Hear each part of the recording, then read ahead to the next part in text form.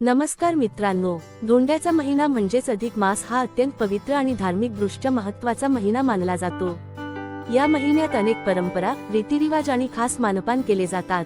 पण तुम्हाला माहिती आहे का, या महिन्यात जोडवी बदलताना काही चुका केल्या तर त्याचा नकारात्मक परिणाम होऊ शकतो। आईला कोणती वस्तू द्यावी ज्यामुळे घरात सुख समृद्धी वाढते, आणि जावयाला अशी कोणती वस्तू आहे जी या महिन्यात देणे टाळावे असे मानले जाते। आजच्या व्हिडिओमध्ये आपण हे सगळं सविस्तर जाणून घेणार आहोत, म्हणून व्हिडिओ शेवटपर्यंत नक्की बघा आणि अशाच धार्मिक व पारंपरिक माहितीसाठी आपल्या मराठी विचारसरणी चॅनलला सबस्क्राइब करायला विसरू नका।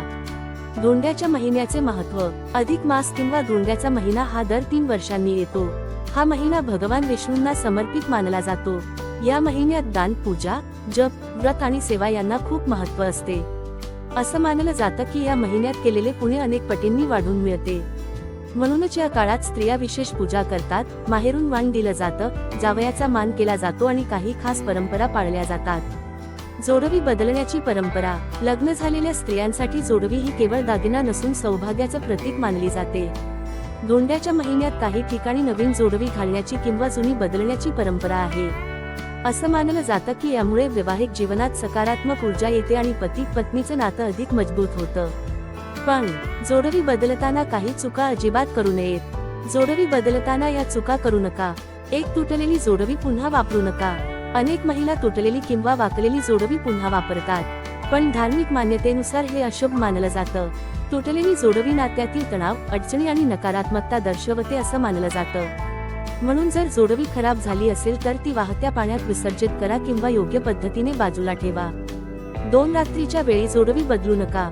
जोडवी सकाळी किंवा शुभ मुहूर्तावर बदलणे चांगले मानले जाते।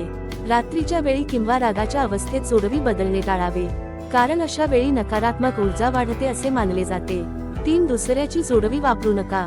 कधी कधी फॅशन किंवा गरजेपोटी काही महिला दुसऱ्याची जोडवी वापरतात, पण धार्मिक दृष्ट्या हे योग्य मानले जात नाही। जोडवी ही वैयक्तिक सौभाग्याशी जोडलेली वस्तू मानली जाते। 4, जोडवी बदलताना देवाचं स्मरण करा।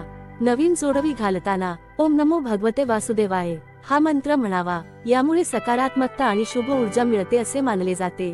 आईला ही एक वस्तू आवर्जून द्या। धोंड्याच्या महिन्यात विवाहित मुलीने आपल्या आईला काही ना काही भेट देण्याची परंपरा अनेक ठिकाणी आहे, पण त्यामध्ये एक वस्तू अत्यंत शुभ मानली जाते, ती म्हणजे साडी आणि हळद कुंकू। आईला साडी देणे म्हणजे तिच्या आयुष्यासाठी आदर, प्रेम आणि आशीर्वाद व्यक्त करणे असे मानले जाते। विशेषतः हिरव्या, पिवळ्या किंवा लाल रंगाची साडी शुभ मानली जाते। तसेच हळद कुंकू, नारळ आणि थोडी दक्षिणा दिल्यास ते अधिक मंगल मानले जाते। असं म्हणतात की यामुळे आईचे आशीर्वाद मिळतात आणि मुलीच्या संसारात सुख समृद्धी वाढते। आईला भेट देताना काय बोलावे? आईला वस्तू देताना प्रेमाने असे म्हणू शकता, आई, तुझा आशीर्वाद कायम माझ्यावर राहू दे। आपल्या घरात सुख, शांती आणि भरभराट राहू दे। अशा भावना मनापासून व्यक्त केल्यास त्या गोष्टीला अधिक महत्त्व प्राप्त होतं। जावयाला ही वस्तू देणे टाळा। धोंड्याच्या महिन्यात जावयाचा मानपान केला जातो। त्याला कपडे, गोडधोड, फळ किंवा दक्षिणा दिली जाते, पण काही गोष्टी देणे टाळावे असे मानले जाते। विशेषतः काळ्या रंगाचे कपडे, धारदार वस्तू, रिकामे पाकिट यांना अशुभ मानले जाते। धारदार वस्तू दिल्याने नात्यात कटुता वाढते अशी समजूत आहे, तर रिकामे पाकिट देणे आर्थिक अडचणींचं प्रतीक मानलं जातं। जर पाकिट देत असाल तर त्यात थोडी दक्षिणा किंवा 1 रुपया तरी ठेवावा। जावयाला काय दिल्यास शुभ मानले जाते? कुर्ता पायजमा, मिठाई, फळ, नारळ, दक्षिणा, चांदीची छोटी वस्तू या गोष्टी शुभ मानल्या जातात। यामुळे नात्यात प्रेम आणि आदर वाढतो असे मानले जाते। धोंड्याच्या महिन्यात काय करावे? विष्णू पूजन, दानधर्म, तुळशी पूजा, गरजूंना अन्नदान, धार्मिक ग्रंथ वाचन, वडीलधाऱ्यांचा आशीर्वाद घेणे या गोष्टी केल्याने सकारात्मकता वाढते असे मानले जाते। आउट्रो।